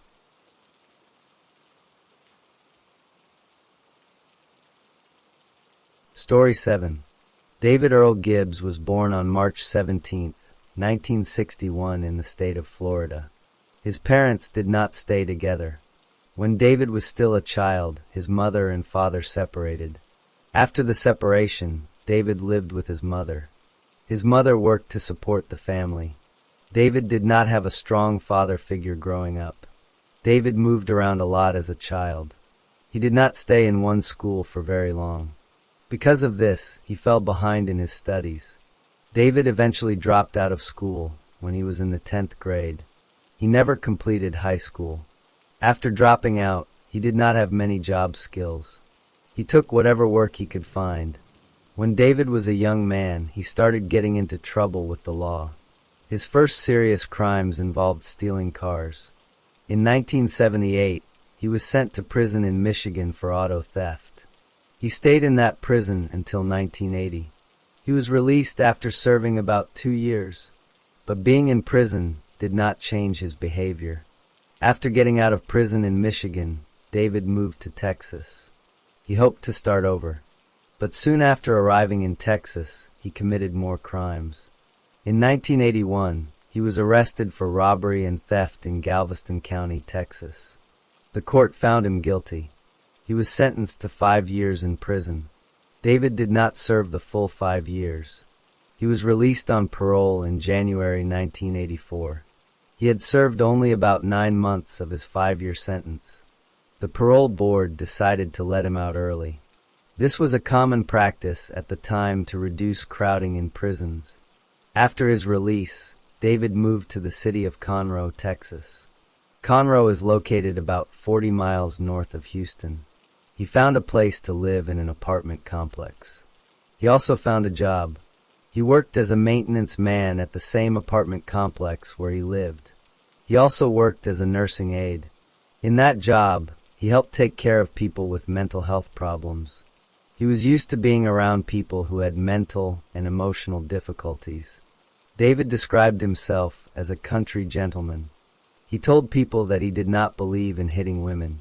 He tried to present himself as a polite and calm person, but he had a criminal record that showed a different side of him. He had been convicted of theft, auto theft, robbery, and burglary. These were not small crimes. They showed that he was willing to break the law to get what he wanted. David lived alone in his apartment at the complex. He did not have a wife or children. He had a girlfriend, but they did not live together. He spent his free time going to bars and drinking alcohol. He also smoked cigarettes regularly. He kept to himself mostly, but he knew many of the people who lived in his apartment building because he worked there. The apartment complex where David lived had many different tenants. Some of them were people with mental health problems. These people were part of a program run by the Texas Department of Mental Health and Mental Retardation. They lived on their own, but received help from caseworkers who checked on them. David saw these tenants every day as he did his maintenance work. He knew who they were and where they lived. David stayed out of prison after his parole in January 1984. He held his job. He paid his rent. To anyone watching from the outside, he seemed to be living a normal life. But his past record of theft, robbery, and burglary showed that he had a pattern of taking what he wanted without asking. He had also spent years in prison. He was only 24 years old in early 1985. He had already been in and out of prison multiple times. He was on parole, which meant he was supposed to follow strict rules or go back to prison. By the summer of 1985, David had been living and working at the Conroe apartment complex for over a year. He knew the building well. He knew which apartments were empty and which were full. He knew the daily routines of many tenants. He also knew which tenants were vulnerable because of their mental health conditions. He had access to keys and tools because of his maintenance job. All of these things would later become important. But in the weeks before July 1985, nothing seemed out of the ordinary. David went to work. He went to bars. He came home. He did not tell anyone about any plans or angry feelings. He simply continued his daily life. On the night of July 1st, 1985, David Earl Gibbs was living in his apartment at the complex in Conroe, Texas. He had been working as a maintenance man there for over a year. That evening, he went out to a bar with a friend. He was wearing boots that night. He and his friend stayed at the bar until around midnight. Then Gibbs left the bar alone. After leaving the bar, Gibbs walked back to the apartment complex. But he did not go to his own apartment. Instead, he went to a different unit in the same building. That unit was the home of two women who lived together as roommates. Their names were Marietta Bryant and Carol Ackland. Marietta Bryant was 29 years old. She had mental and emotional health problems. In court documents later, people described her as having the emotional maturity of an adolescent or a young teenager. She could not take care of herself the way most adults could. Carol Ackland was 46 years old. She also had mental health problems. Both women were outpatients of the Texas Department of Mental Health and Mental Retardation. This meant they received help from caseworkers. They had jobs on a highway litter cleanup crew. They worked during the day, but they lived on their own in the apartment. Gibbs knew who these women were. He saw them often because he worked at the complex. He also knew that they were vulnerable because of their mental conditions. He knew they could not defend themselves well. When Gibbs approached their apartment door, he had a butcher knife with him. He had brought this knife from somewhere in the building, possibly from his own apartment or from a shared maintenance area. The knife was large and sharp.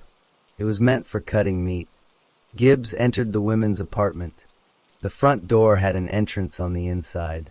He put his fingers on the inside of that front entrance door. His fingerprints stayed on that surface. He did not wear gloves. He did not try to hide his fingerprints at this time. Once inside, Gibbs found both women at home.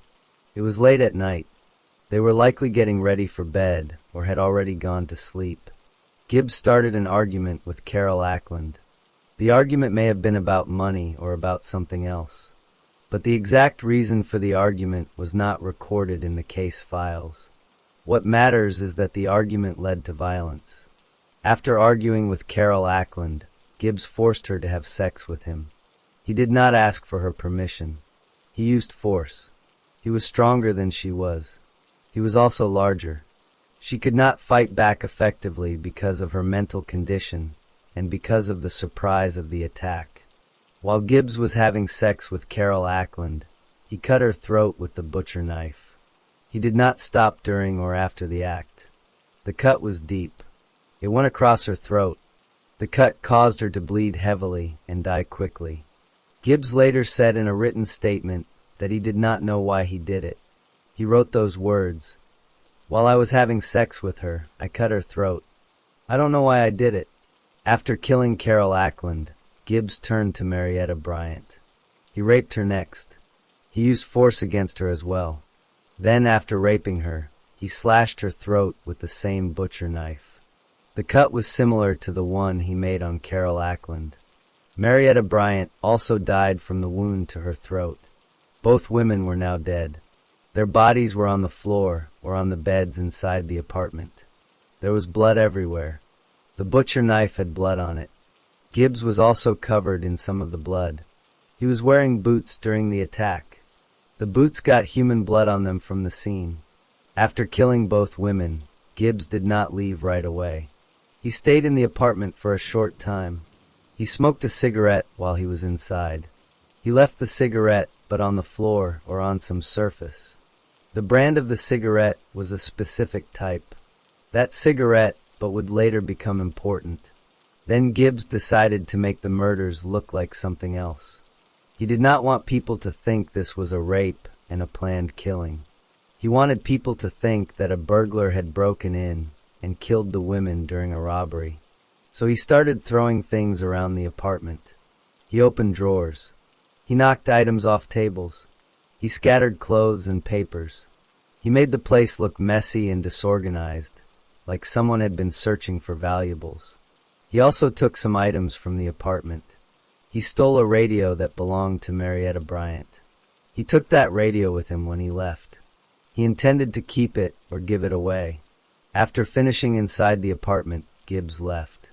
He went back to his own apartment, but he was still wearing the same boots and the same clothes that had blood on them. He knew he needed to change. So he took off the boots and the bloody clothes. He put on different clothes and different shoes. Later that night or early the next morning, he went back to his friend's location. His friend noticed that Gibbs was wearing different clothes and different shoes than he had been wearing at the bar earlier that night. Gibbs did not explain why. The next day, July 2nd, 1985, Gibbs went to the home of his girlfriend, Wanda McNeil. He brought the stolen radio with him. He left the radio at her residence. He did not tell her where the radio came from. She did not ask him many questions. For the next several days, Gibbs continued living his normal life. He went to work. He went to bars. He did not tell anyone about what he had done on the night of July 1st. He did not confess to any friend or family member. He kept the secret inside. The bodies of Marietta Bryant and Carol Ackland stayed inside their apartment. No one found them right away. The apartment door was closed. The windows were shut. The summer heat in Texas is very hot in July. Inside the apartment, the bodies began to decompose or break down. The smell would have been very strong, but the apartment was sealed. The neighbors did not notice anything unusual at first. Several days passed. Then more days passed. The two women did not show up for their jobs on the highway litter cleanup crew. Their boss noticed they were missing, but the boss may have thought they were sick or had taken time off. The women also did not contact their caseworker from the Texas Department of Mental Health and Mental Retardation. Their caseworker was a person assigned to check on them and help them with daily living.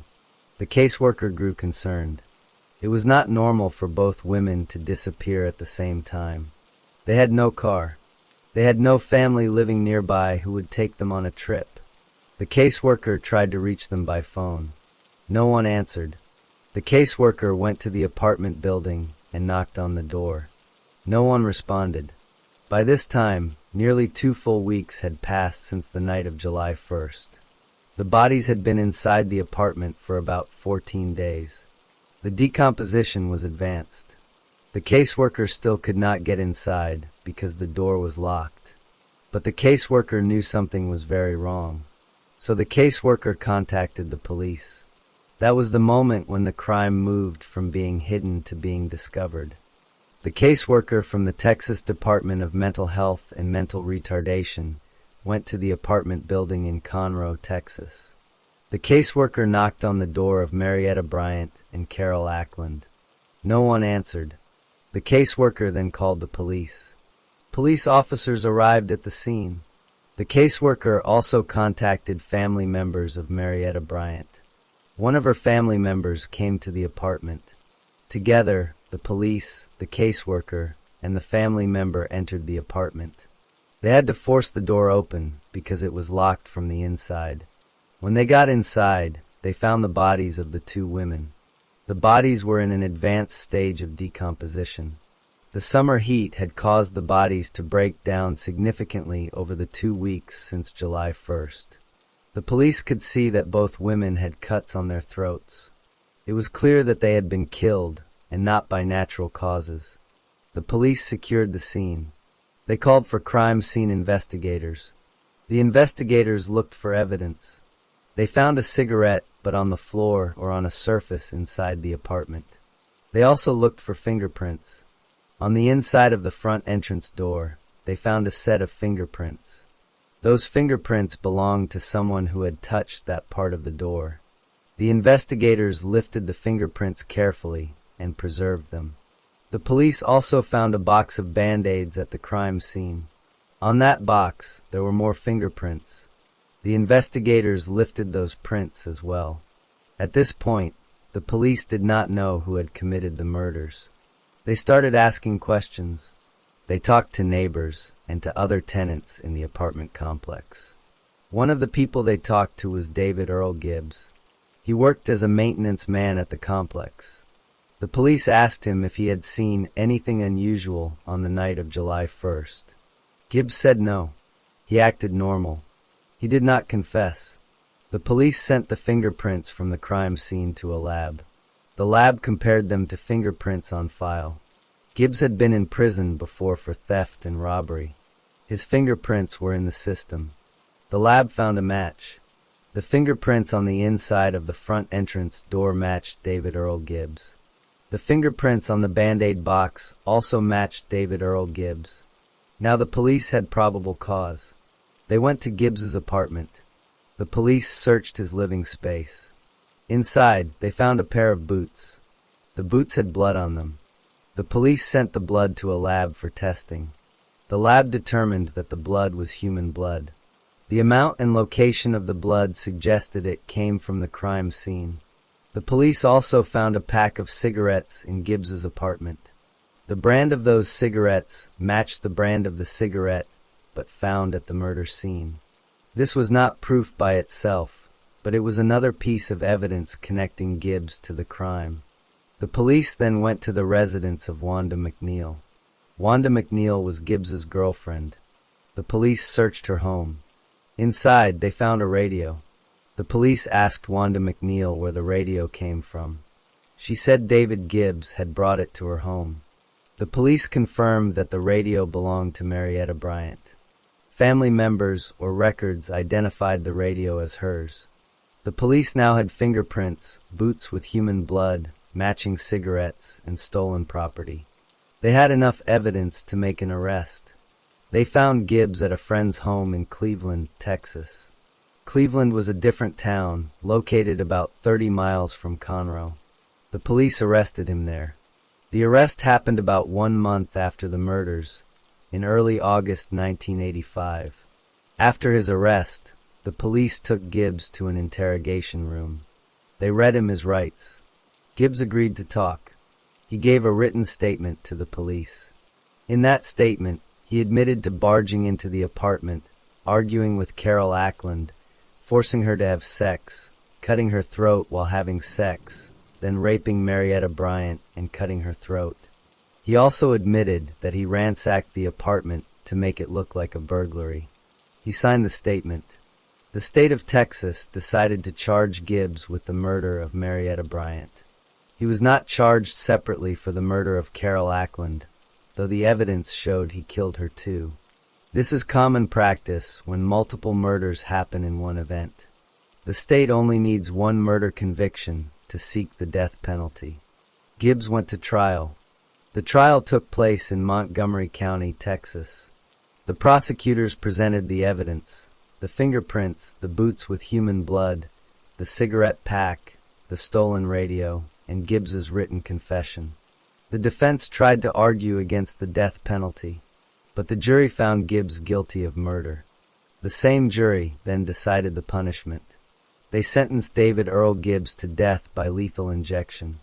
The date of the sentence was March 21st, 1986. He was taken to death row at the Texas Department of Criminal Justice. While Gibbs was on death row, he committed another homicide. In 1990, he killed another inmate named Calvin Williams. Calvin Williams was also on death row.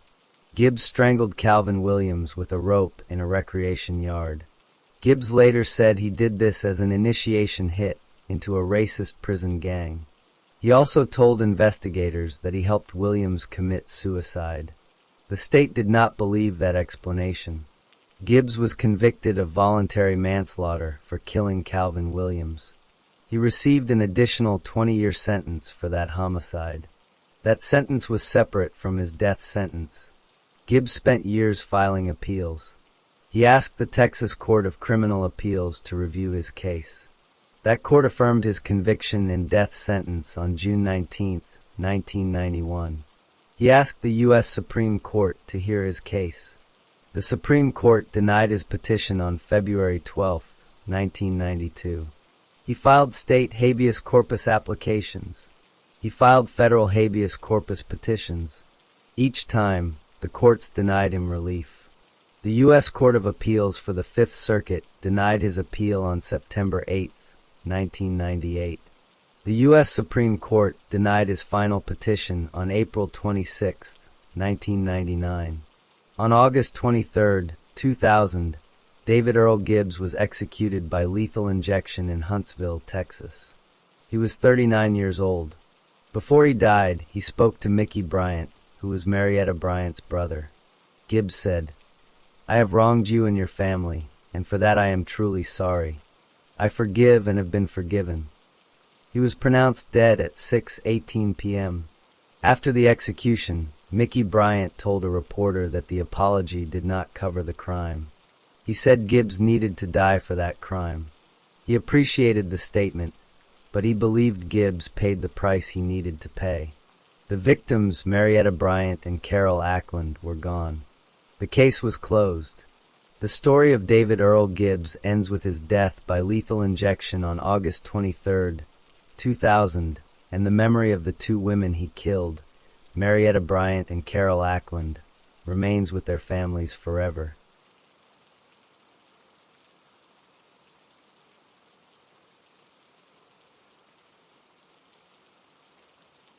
Story 8. Daniel Patrick Hauser was born on July 24, 1970. He was born in Dublin, California. Dublin is a small city in Alameda County, near San Francisco. About 2 months after Daniel was born, he was adopted. His adoptive parents took him into their home in September 1970. Daniel's adoptive father worked as a copier salesman. His adoptive mother worked as a college teacher. They raised Daniel in California. Daniel's childhood was not described in detail in public records. But as he grew older, he began to show troubled behavior. He developed a habit of stealing things. He stole cars. He broke into houses and burglarized them. He also conned people, which means he lied to them and tricked them to get what he wanted. Daniel did not stay in one place for a long time. He became a drifter. A drifter is someone who moves from town to town without a permanent home. He spent time in Washington State and other parts of the country. He did not hold a steady job. Instead, he survived by stealing and conning people. Daniel also had mental health problems. He suffered from a condition called bipolar manic depression. This condition causes a person to have extreme changes in mood. Sometimes a person feels very high and energetic. Other times they feel very low and depressed. Daniel needed medication to control this condition. At some point in his life, he received treatment for his mental illness. Even as a young man, Daniel had thoughts that worried him. He felt a strong urge to kill someone. This urge stayed with him for a long time. He thought about killing people. He did not act on this urge right away, but the thoughts did not go away. Daniel believed in the death penalty. He thought that people who commit murder should be executed. He held this belief even before he committed any serious crime himself. He told people that he supported the death penalty as a punishment. Daniel continued to drift from place to place. He stole cars and burglarized homes to get money. He did not have a stable address or a regular life. His behavior became more unstable over time. He did not seek help for his violent thoughts. In late December 1994, Daniel arrived in Fort Walton Beach, Florida. Fort Walton Beach is a small city on the coast of the Florida Panhandle. He did not know anyone there. He had no job and no home. He rented a room at a place called the Edgewater Apartments. On December 31st, 1994, Daniel Hauser rented a motel room. He chose the Econo Lodge in Fort Walton Beach, Florida. This motel was less than 1 mile from a place called Sammy's, which was a topless bar. Hauser paid for the room using his own name. He planned to stay there for at least one night. That same evening, Hauser went to Sammy's. He walked inside and looked at the women who worked there. He watched them dance and talked to customers. He was searching for someone to kill. He had carried the urge to kill for a long time. Now he decided to act on it. At Sammy's, Hauser noticed a young woman named Melanie Rodriguez. She was 21 years old. She was small in size, which made her easy to overpower. Hauser later said he chose her because she was weak and naive. He also noticed that she was new to working as a dancer. Despite being new, she was still making money from customers. Hauser saw her as an easy target. Melanie did not only work at Sammy's. She also helped manage a convenience store in Destin, Florida. She was working at the topless bar as a temporary second job to earn extra money. She was described as kind-hearted and someone who went out of her way to help her friends. Hauser approached Melanie at the bar. He lied to her. He offered her $200 to come back to his motel room. He told her he wanted her to dance for him there. Melanie agreed to go with him. She left work with Hauser and went to his room at the Econo Lodge. Once they were inside the motel room, Melanie danced naked for Hauser again. Then he and Melanie had sex. They had sex 2 times. After that, Melanie stood up. She was getting ready to leave. Hauser stood up at the end of the bed. He asked Melanie to give him a hug. She did not know what he was planning. She walked toward him and hugged him. As they pulled apart from the hug, Hauser put his hands around Melanie's neck. He threw her onto the bed. He squeezed her throat with his hands. He did not squeeze hard enough to kill her right away. He squeezed just hard enough so she could not scream. He wanted to watch her face. Hauser let go of her neck for a moment. Melanie was able to take a breath. She started to lose consciousness. Hauser stared at her while she faded in and out. He let her breathe again. Then he said to her, "Well, this is it." After saying those words, he put as much pressure as he could on her throat with his hands. He pressed down hard and held that pressure. Melanie's body shook. Her muscles tensed up. Then her body went limp. She had stopped breathing. Hauser had strangled her to death. He later said he pressed so hard that his own hands were sore for 6 days afterward. After Melanie was dead, Hauser hid her body. He pushed her under the bed in the motel room. He left her body partially nude. Then he cleaned up the room. He removed any signs of what had just happened. He did not call the police. He did not tell anyone. Hauser left the motel room. He got into a vehicle and began driving west. He left Fort Walton Beach behind. Melanie's body remained under the bed. 2 days passed. On January 2nd, 1995, someone found Melanie's car. The car was still parked in the motel's parking lot. The person who found it likely thought this was strange, but there was no immediate action taken by police at that moment. On January 3rd, 1995, deputies from the local sheriff's office went to the motel room. They searched the room. They found Melanie's body under the bed. She was partially nude. She had been dead for 2 days. The medical examiner later found bruises on her body and a broken bone in her throat from the strangulation. Meanwhile, Hauser kept driving west. He did not stop in Florida. He crossed state lines.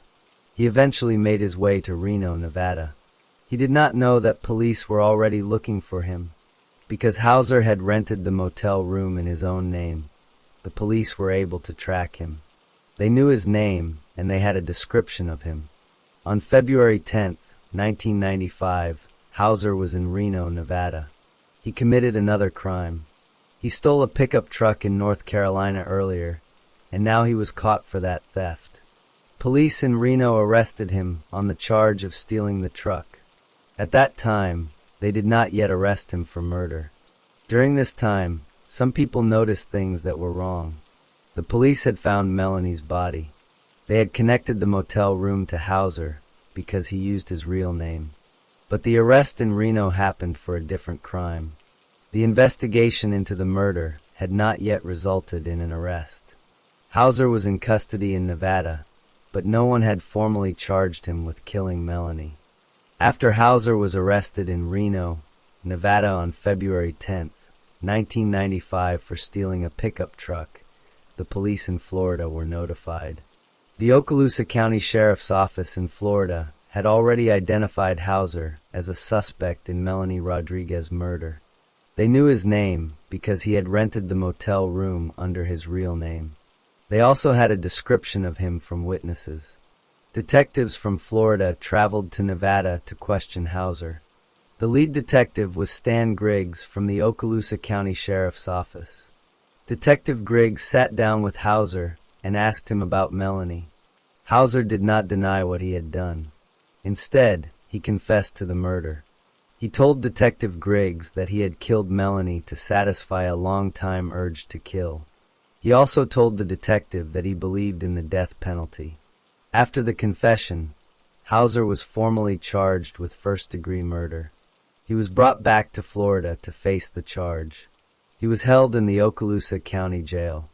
On November 1995, Hauser pleaded no contest to first-degree murder.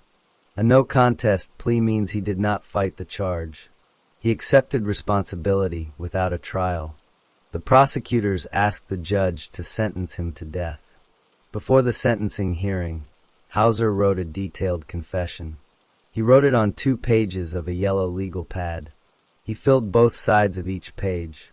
In that written confession, he described exactly how he chose Melanie, how he strangled her slowly, and how he watched the fear in her eyes. He gave this written confession to Detective Griggs on December 12, 1995 at 10:45 p.m. at the county jail. Hauser's public defender, Jim Tung, tried to represent him. But Hauser did not want a defense. He told his lawyer that he believed in the system and that he should take his punishment. He did not want to spend the rest of his life in prison. He wanted the death penalty. On March 4, 1996, the judge sentenced Daniel Patrick Hauser to death. The sentence was death by lethal injection. At that time, Florida still used the electric chair for some executions, but the state was moving toward lethal injection. Hauser was sent to death row at Florida State Prison in Stark, Florida. After the sentence, Hauser fired his court-appointed lawyers. He told the courts that he did not want any appeals filed on his behalf. He waived all his appeals. He wrote handwritten motions to the courts explaining his decision. He said he fully understood the penalty for his crime. The Florida Supreme Court reviewed his case anyway. By law, all death sentences are automatically appealed. But Hauser fought against those appeals. He wrote letters to the court and to the Capital Collateral Council, which was the state agency that represented death row inmates. He told them not to interfere. He said that forcing a lawyer on him would only add to the suffering of the victim's family and his own family. Despite Hauser's wishes, the Capital Collateral Council office tried to stop the execution. They argued that Hauser was not mentally competent to waive his appeals. They said he had bipolar manic depression and needed medication. They also argued that Hauser had made up some of the violent details in his confession to make sure the judge gave him the death penalty. They claimed the physical evidence did not match his written description. They asked the Florida Supreme Court to order a new psychological evaluation. On June 29, 2000, Governor Jeb Bush signed a death warrant. The warrant set Hauser's execution for August 22, 2000. The governor also held a clemency hearing, even though Hauser did not want one. The victim's mother, Pamela Belford, spoke at the hearing. She asked that Hauser be executed. The governor and the cabinet upheld the death sentence. The Florida Supreme Court considered the arguments from the Capital Collateral Counsel. By a vote of 4-3, the court dismissed the motion. They ruled that the agency had no right to interfere against Hauser's wishes. However, the lawyers then filed a petition in federal court. A U.S. District Court judge, Stephen Mickle, issued a stay of execution on August 22, 2000. A stay means the execution is temporarily stopped. The judge wanted time to review the case more carefully. But on August 24, 2000, the 11th U.S. Circuit Court of Appeals in Atlanta lifted the stay. The execution was rescheduled for August 25, 2000. On August 25, 2000, Daniel Patrick Hauser was executed by lethal injection at Florida State Prison in Stark, Florida. The execution took place at 6 p.m. He was pronounced dead at 6:08 p.m. There were no complications. He was 30 years old. He did not ask for a special final meal. He ate only candy bars and crackers in his final days. Pamela Belford, Melanie Rodriguez's mother, said after the execution that she wanted Hauser to die so he could not put another family through the same pain. She had lost her only child. Melanie Rodriguez was 21 years old when she was killed. She was described as a kind-hearted girl who loved the beach and helped her friends.